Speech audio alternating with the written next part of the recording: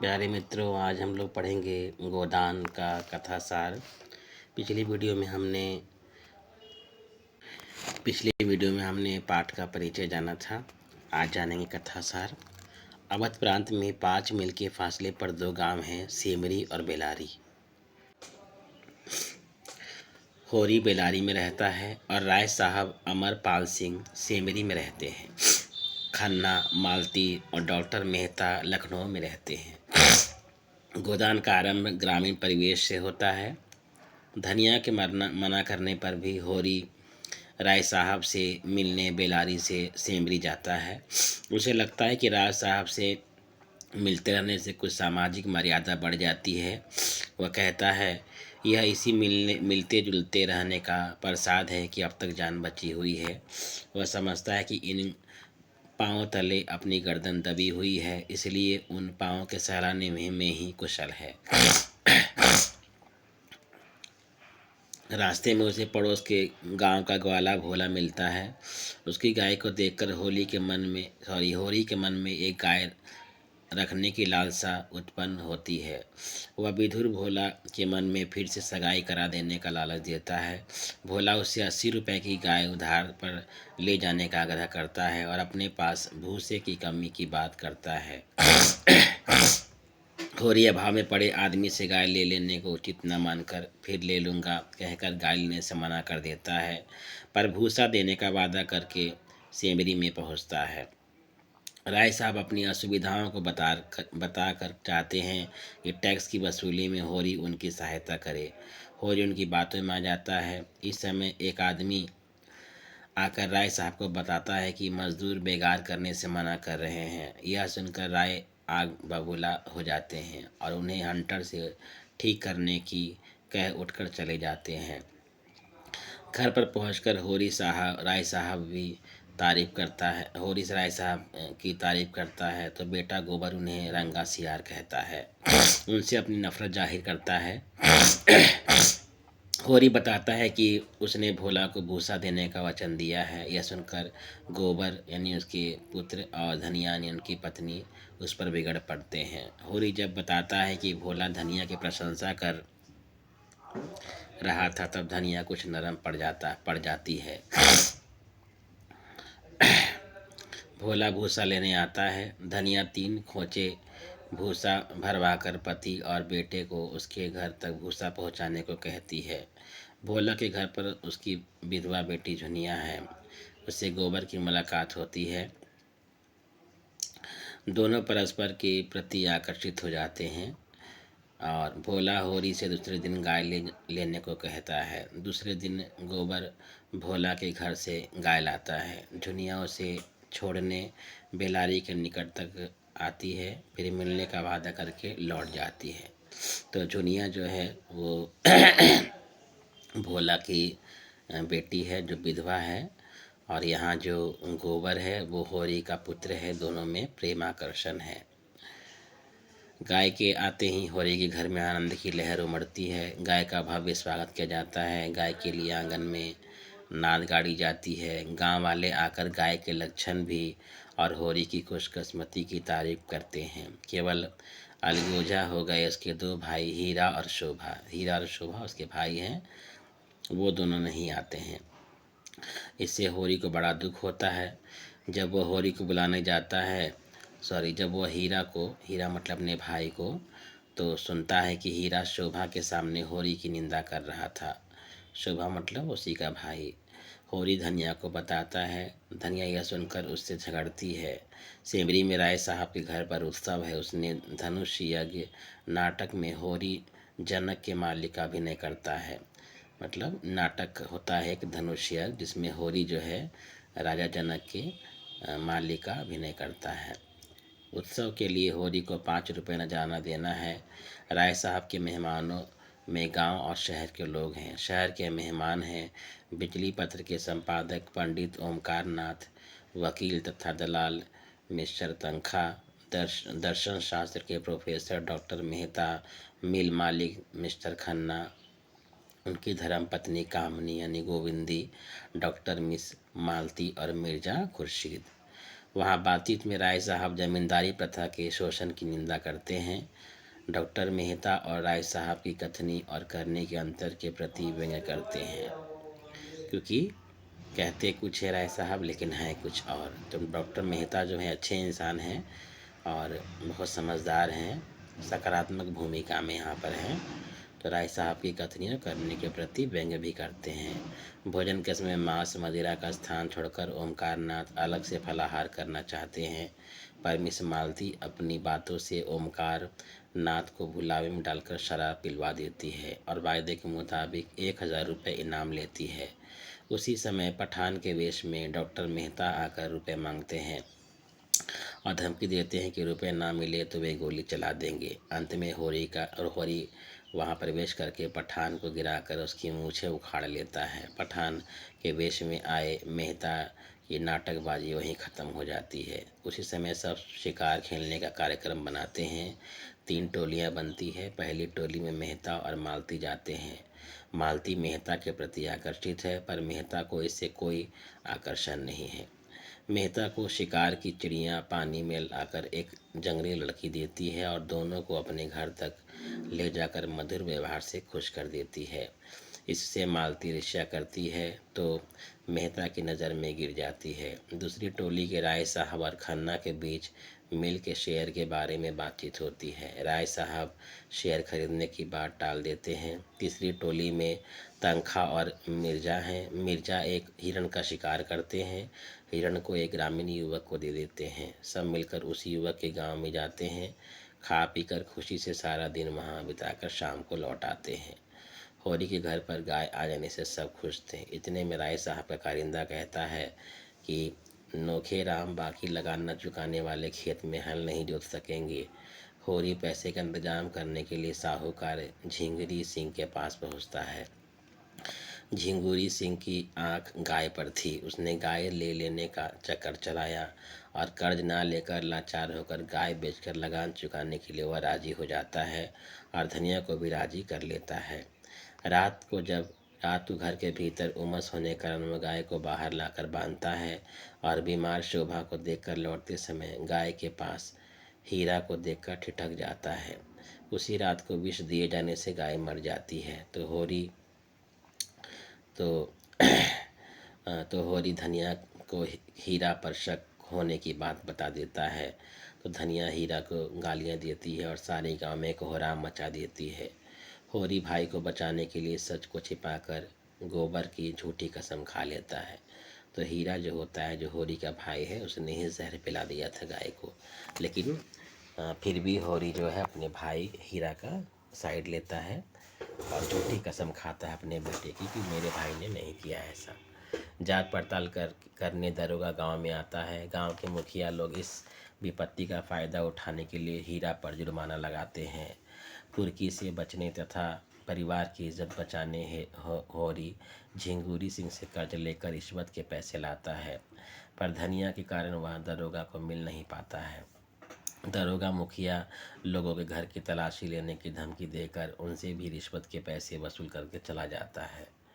गौ हत्या करके पाप के डर से हीरा घर से भाग जाता है। होरी हीरा की पत्नी पुनिया का खेत संभालता है। बीच में 1 महीने तक बीमार भी पड़ जाता है। एक रात होरी कड़कती सर्दी में खेत की रखवाली कर रहा था कि धनिया वहां पहुंच जाती है और बताती है कि 5 महीने का गर्भ लेकर झुनिया घर में आ गई है। झुनिया जो है वो होरी की आपकी मतलब भाई की पत्नी है ना, जो डर के मारे भाग गया है हीरा, ठीक है ना। पुनिया नाम है हीरा की पत्नी का। होरी पहले उसे निकाल देने की बात तो करता है, बाद में धनिया के समझाने पर उसे अपने घर में रखने का आश्वासन देता है। अब फिर से पंचायत को होरी का गला दबाने का मौका मिल जाता है। झुनिया के एक लड़का होता है। झुनिया का एक लड़का होता है। बिरादरी में झुनिया घर में आ जाती है। झुनिया जो है ना वो उसकी विधवा रहती है ना, ये क्या कहते हैं आपकी जो उसका जो मित्र था, क्या नाम था मुझे याद नहीं आ रहा है, झुनिया के घर एक लड़का होता है। बिरादरी में ऐसे पाप के लिए गांव की पंचायत होरी पर 100 रुपये नगद और 30 मन अनाज का दान डालती है। धनिया पंचायत पर बहुत फुंकारती रहती है, पर होरी झिंगुरी सिंह के पास मकान रेहन पर रखकर 80 रुपये लाता है और डांट चुकाता है। गोबर झुनिया को चुपके से अपने गांव में छोड़कर लोक लज्जा के भय से लखनऊ शहर भाग जाता है। तो झुनिया के पेट में जो बच्चा था वो गोबर का ही था। जो गोबर जो किसका बेटा था? होरी का। वह मिर्ज़ा खुर्शीद के यहाँ महीने के 15 रुपये वेतन पर नौकरी करता है। उनकी दी कोठरी में रहता है। कौन? गोबर। लखनऊ चला जाता है जब तक। डांड में सारा अनाज दे देने के बाद होरी के पास कुछ नहीं बचता है। उसी समय पूनिया उसकी सहायता करती है। पूनिया वही है, पूनिया के बारे में मैंने बताया आपको तुरंत। तो पूनिया जो है उसकी सहायता करती है। वर्षा के अभाव से उसकी ईख सूख जाती है। भोला गाय के रुपए लेना चाहता है, होरी रुपए दे नहीं पाता है। भोला होरी के बैल खोल कर ले जाता है। गांव वाले इसका विरोध करते हैं, पर धर्म के भय से मर्यादावादी और ईमानदार होरी विवश होकर इसकी अनुमति दे देता है। मालती राजनीतिक और सामाजिक कार्य में व्यस्त रहने वाली महिला है। उसके प्रयत्न से मेहता वीमेंस लीग में भाषण देने के दौरान महिलाओं को समान अधिकार की मांग छोड़कर त्याग, दया, क्षमा अपनाने का सुझाव देते हैं, जो गृहस्थ जीवन के लिए निहायत जरूरी है। मालती मेहता से सहमत होती है। वह मेहता को अपने घर पर खाने बुलाती है। उसी समय मेहता आरोप लगाते हैं कि उसी के कारण मिस्टर खन्ना मिसेस खन्ना से अच्छा बर्ताव नहीं करते। यह सुनकर मालती बिगड़ जाती है और अपने घर चली जाती है। राय साहब को पता चलता है कि होरी से वसूल किए गए डांड के सारे पैसे गांव के मुखिया लोग खा गए। वे नोखेराम से रुपए देने को कहते हैं, तो चारों महाजन बिजली के संपादक ओमकार नाथ को सूचना दे देते हैं कि राय साहब आसामियों से जुर्माना वसूल करते हैं। ओमकार नाथ राय साहब को बताते हैं कि अपनी पत्रिका में ऐसी सनसनीखेज खबर छापने जा रहे हैं। राय साहब 100 ग्राहकों का चंदा रिश्वत के रूप में भरकर किसी तरह से छापने से रोक लेते हैं। लेकर नहीं। जब गांव में बुवाई शुरू हो जाती है तब होरी के पास बैल नहीं थे। होरी की लाचारी का फायदा उठाकर दाता दीन होरी से साझे में बुवाई करने का प्रस्ताव देकर होरी को मजदूर के स्तर तक ले जाता है। वही होरी जो पहले मालिक था अपने खेतों का, आज वो मजदूर बन गया। उधर दाता दीन का बेटा माता दीन झुनिया को प्रेम पास में फंसाने के लिए प्रयास करता है, लेकिन बीच में सोना पहुंच जाने से मामला गड़बड़ होने से बच जाता है। होरी ईख बेचने जाता है तो मिल मालिक से मिलकर महाजन सारा रुपए कर्ज के लिए वसूल कर लेते हैं। मिस्टर खन्ना और उसकी पत्नी गोविंदी के स्वभाव में आकाश पाताल का अंतर है। गोविंदी सादा जीवन पसंद करती है, तो मिस्टर खन्ना विलासमय जीवन। एक बार पति पत्नी में बेटे के इलाज के लिए भिन्न भिन्न डॉक्टर को बुलाने के मतांतर पर झगड़ा हो गया। क्रोध से गोविंदी पार्क में चली जाती है। वहीं उसकी मुलाकात मेहता से होती है। मेहता उसकी प्रशंसा करके उसे समझा बुझा कर घर लौटा देते हैं। होरी दाता दिन की मजदूरी करने लगता है। ऊख काटते समय कड़ी मेहनत करने के कारण वह बेहोश हो जाता है। उधर गोबर अब नौकरी छोड़कर खोंचा लगाने काम में लग जाता है। उसके पास 2 पैसे हो जाते हैं। वह एक दिन गांव में पहुंचता है। वह सभी के लिए सामान लाता है। गांव में गोबर महाजनों की बड़ी बेइज्जती करता है। होली के अवसर पर गांव के मुखिया लोगों की नकल करके अभिनय किया जाता है। फलस्वरूप गोबर सही महाजनों के क्रोध का शिकार बन जाता है। जंगी को शहर में नौकरी कराने का लोभ दिखाकर उसे प्रभावित कर देते हैं। वह भोला को मना कर उसे अपने बैल ले आता है। दाता दीन को 30 रुपये उधार के लिए 70 रुपये देना चाहता है। नोखेराम को लगान वसूल करके रसीद न देने पर उसे अदालत की धमकी देता है। झुनिया को फुसलाकर शहर जाते समय माँ झगड़ा हो जाता है। माँ के पाँव में सिर ना झुकाकर बिल्कुल उदंड और स्वार्थी बनकर बाल बच्चों को लेकर शहर चला जाता है। राय साहब की कई समस्याएं हैं। उनको कन्या विवाह करना था, अदालत में एक मुकदमा करना था और सिर पर चुनाव भी थे। कुंवर दिग्विजय सिंह के साथ शादी तय हुई थी। राजा साहब के साथ चुनाव लड़ना था। पैसों की कमी थी, इसलिए वे तनख्वाह के पास उधार मांगने के लिए जाते हैं। वे मना करते हैं तो खन्ना के पास जाते हैं। खन्ना पहला आनाकानी करने के बाद कमीशन लेकर पैसों का इंतजाम कर सकने की बात सोचते हैं। बातचीत के दौरान मेहता महिलाओं की व्यायामशाला के लिए चंदा मांगने पहुंचते हैं। खन्ना कुछ देने से मना करते हैं। गोविंदी को भी व्यायामशाला की नींव रखने के लिए मना करते हैं। राय साहब 5,000 लिख देते हैं। फिर मालती पहुंचती है तो खन्ना से 1,000 का चेक लिखवा लेती है। माता दिन की रखायल सिलिया अनाज के ढेर से कोई शेर भरा अनाज दुलारी सहुआइन को दे देती है तो माता दिन उसे धिक्कारता है, निकल जाने को कहता है। सिलिया दुखी होती है। सिलिया के बाप हरकू के कहने पर उसके साथ माता दिन के मुंह पर हड्डी डालकर उसे जाति भ्रष्ट कर देते हैं। धनिया सिलिया को अपने घर पर रख लेती है। सिलिया मजदूरी करके गुजर बसर करती है। सोना 17 साल की हो गई थी। उसके विवाह के लिए पैसों की जरूरत थी। सोना को मालूम है कि पिताजी विवाह के लिए दुलारी से 200 रुपये लाएंगे। सोना सिलिया को भाभी पति मथुरा के पास भेजती है। ससुराल वाले बिना दहेज के बहू लेने को तैयार हो गए, लेकिन धनिया अपनी मर्यादा बचाने के लिए दहेज देना चाहती है। भोला एक जवान विधवा नोहरी से विवाह करता है। नोहरी के साथ बहुओं से नहीं पटती पुत्र कामना भोला को घर से भगा देती है। नोखे वाली नोहरी की लालसा में भोला को नौकर रख लेता है। नोहरी गांव की रानी की जाति का है। लाला पटेश्वरी साहूकार मंगरू शाह को भड़काकर होरी की सारी ईख नीलाम कर देता है। इससे उगाही की उम्मीद ना होने से दुलारी होरी को शादी के लिए 200 रुपये नहीं देती है। इतने में सहानुभूति दिखाकर नोहरी होरी को 200 रुपये देकर अपनी दयाशीलता का परिचय देती है। शहर में परिवार लाकर गोबर देखता है कि जहाँ पर खोचा लगाता था वहीं दूसरा बैठने लगा है। उसको कारोबार में घाटा हुआ, वह मिल में नौकरी कर लेता है। झुनिया को गोबर की कामुकता पसंद नहीं आती। गोबर का बेटा मर जाता है। झुनिया गर्भवती है। गोबर नशा करने लगता है। झुनिया को पीटता है, गालियाँ देता है। चूहिया की सहायता से झुनिया एक बेटे को जन्म देती है।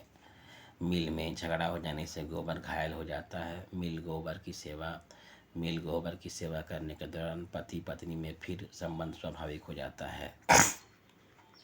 माता दिन नोहरी के प्रति फिर से आकर्षित होता है। वह सिलिया के लिए छोटी को 2 रुपये दे देता है। रुपये पाकर सिलिया खुश हो जाती है। यह समाचार देने सोना के पास ससुराल पहुंचती है। मथुरा नोहरी से प्रेम निवेदन करता है। दोनों आसपास आ जाते हैं तो सोना की आवाज़ से पीछे हट जाते हैं। सोना सिलिया को बहुत फटकारती है। मिल में आग लग गई थी। मिल में नए मजदूर ठीक से काम नहीं कर पा रहे थे, इसलिए पुराने मजदूर ले लिए जाते हैं। खन्ना गोविंदी का मन मुटाव मिट जाता है। मेहता से प्रेरित होकर मालती सेवा व्रत में लगी रहती है। एक दिन मेहता और मालती होरी के गांव पहुंचकर लोगों से मिलते हैं, सहायता करते हैं। राय साहब की लड़की की शादी हो जाती है। मुकदमे और चुनाव में भी जीत होती है। वे लोग होम मेंबर भी बन जाते हैं। जहाँ राय साहब के 2 पुत्र रुद्र प्रताप से अपनी बेटी के विवाह का प्रस्ताव भेजकर वह रुद्र प्रताप मालती की बहन सरोज से विवाह करके इंग्लैंड चला जाता है। फिर राय साहब की बेटी और दामाद में विवाह विच्छेद हो जाता है। मालती देखती है कि दूसरों की सेवा करने के कारण ऊंची वेतन के बावजूद इन पर कर्ज है, कुर्की भी आई है। तब मालती मेहता को अपने घर पर ले आती है, उनकी सहायता करती है। मालती गोबर को माली रख लेती है, उसके बेटे की चिकित्सा सेवा भी करती है। मालती मेहता से विवाह करना अस्वीकार करके मित्र बनकर रहने को पसंद करती है। माता दिन सिलिया के बालक को प्यार करता है। वह निमोनिया में मर जाता है। माता दिन सिलिया के प्रति आकर्षित होता है। सारा जातीय बंधन तोड़कर उसके साथ रहता है। होरी की आर्थिक दशा दिनों दिन गिरती जाती है। 3 साल तक लगान न चुकाने से नोखेराम बेदखली का दावा करता है। माता दिन होरी को सुझाव देता है कि अधेड़ राम सेवक मेहता से रूपा की शादी करके बदले में कुछ रुपए ले लो और खेती करके होरी यह सुनकर बड़ा दुखी होता है, पर अंत में होरी और धनिया राजी हो जाते हैं। गोबर को शादी में आने की खबर दी जाती है। गोबर झुनिया को लेकर गाँव में पहुंचता है। रूपा की शादी होती है। मालती भी शादी में शरीक होती है। गोबर गांव में झुनिया को लाकर छोड़कर लखनऊ चला जाता है। रूपा ससुराल में समृद्धि देखकर पिता की गाय की लालसा की बात सोचकर दुखी होती है। मैके जाते समय वह एक गाय ले जाने की बात सोचती है। होरी पोते मंगल के लिए गाय लेना चाहता है, इसलिए वह कंकड़ खोदने की मजदूरी करता है। रात को बैठकर धनिया के साथ सुतली काटता है। एक दिन हीरा आकर पहुंचता है और होरी से माफ़ी मांगता है। होरी खुश हो जाता है। होरी कंकड़ खोदते समय दोपहर की छुट्टी के समय लेट जाता है। उसको कै होती है, उसे लू लग जाती है। धनिया भाग कर आती है, सब इकट्ठे हो जाते हैं। शोभा और हीरा होरी को घर पर ले गए और होरी के जमान बंद हो गई। धनिया घरेलू उपचार करती है, सब बेकार जाता है। हीरा गोदान करने को कहता है। दूसरे लोग भी यही कहते हैं। धनिया सुतली बेचकर रखे 20 आने पैसे पति के ठंडे हाथ में रखकर ब्राह्मण तथा दीन से बोलती है, महाराज घर में न गाय है, न बछिया, न पैसा, यही इनका गोदान है। तो यहीं पर समाप्त हो जाता है ये। तो इसमें भारतीय किसानों की दुर्दशा की चर्चा है। इसमें गोदान उपन्यास में बेलारी गांव के किसान होरी के जीवन संघर्ष का चित्रण भारतीय किसान के संघर्ष को उजागर करता है। होरी की समस्याएं प्रत्येक भारतीय किसान की समस्याएं हैं। इसमें कृषक जीवन के अंधकार पक्ष यानी करुणा गाथा को केवल चित्रण मिलता है। वास्तव में आर्थिक विपन्नता, अशिक्षा और ऋण का बोझ मिलकर किसान के रीढ़ की हड्डी तोड़ देते हैं। वे दोनों समस्याएं राक्षसी सुरसा की तरह मुंह फैलाए भारतीय किसान को निगल रही हैं। गोदान 1936 की रचना है। इसमें तत्कालीन समय के ग्राम्य जीवन की झांकी प्रस्तुत की गई है।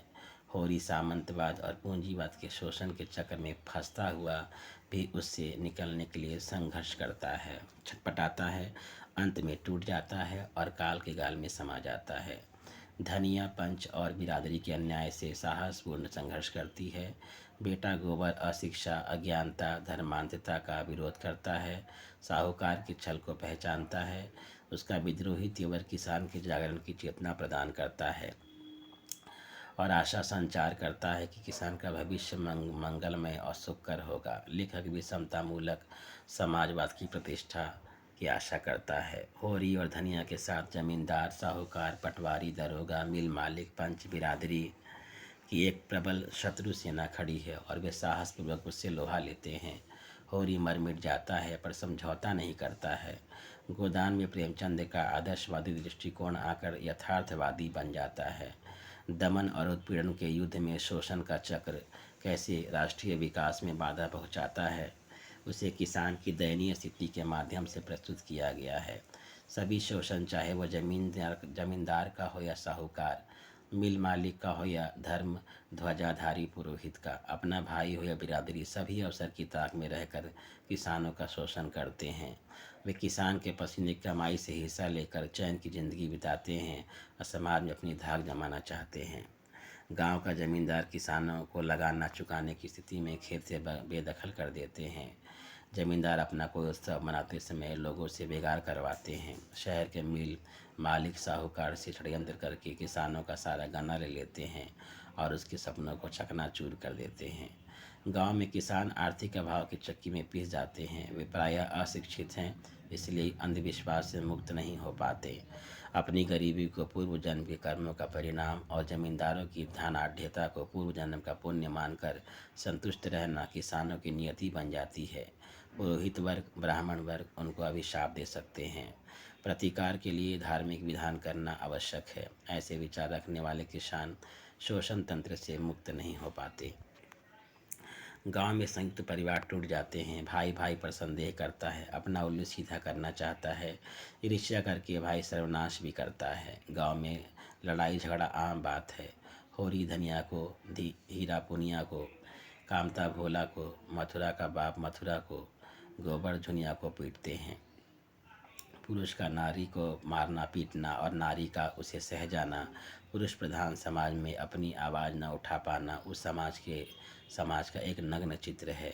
समाज में प्रतिष्ठित उच्च वर्ग के लोग अन्याय करते हैं, दुराचार करते हैं, लेकिन ऐसा कार्य कोई गरीब या निम्न वर्ग का आदमी करता है तो गांव भर में भूकंप हो जाता है।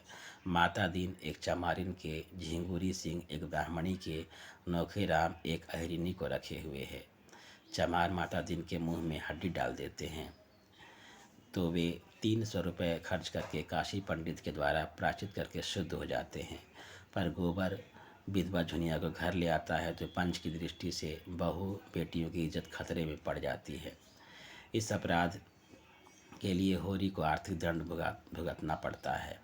गांव में आर्थिक समस्या किसान के जीवन को नरक तुल्य बना देती है। धनिया 36वें वर्ष की उम्र में बूढ़ी जैसी लगती है। होरी को 60 तक पहुंचने की उम्मीद नहीं है। घी दूध तो अंजन लगाने तक को भी नहीं मिलता। होरी दुखी है कि उसके बेटे गोबर को दूध नहीं मिलता। होरी पोते के लिए दूध की व्यवस्था करके वह एक गाय खरीदना चाहता है, इसलिए किसानी छोड़कर वह मजदूरी करता है। उसके पोते का नाम मंगल है। ज़मींदारी द्वारा समय समय पर किसानों को ज़मीन से बेदखली की जाती है। लगान चुकाने पर उन्हें रसीद नहीं मिलती। साहूकार 50 रुपये देकर 100 लिखा लेता है और वसूल करते समय 200 ले लेता है। गांव में कुछ सामाजिक और सांस्कृतिक विशेषताएं हैं जो गरीबों में भी सुख का संचार कर देती हैं।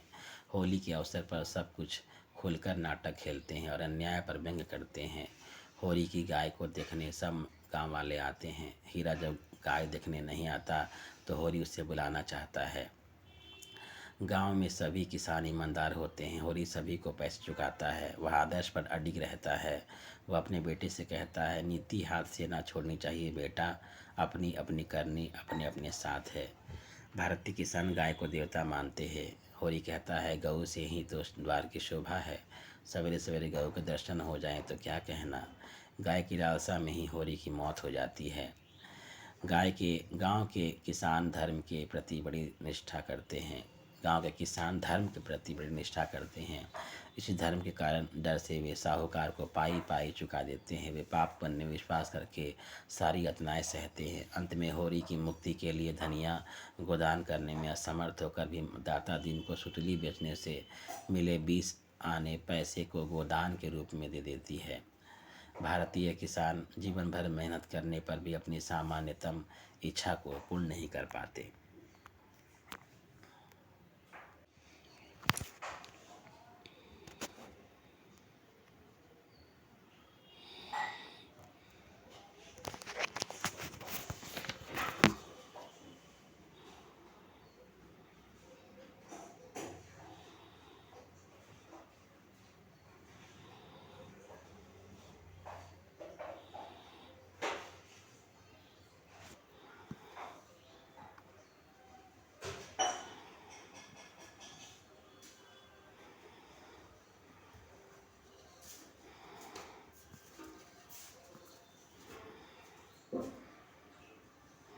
आज कोचिंग नहीं किया बेटा?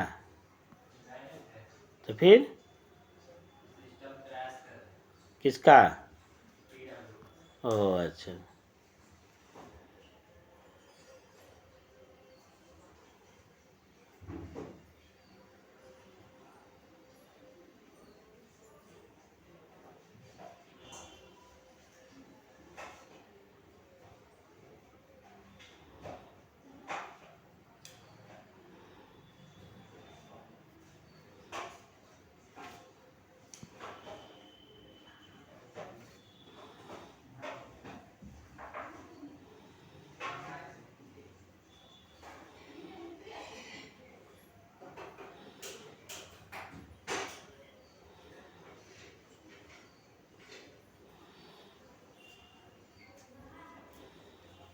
रोटी बना दे रहे हैं। बना दो।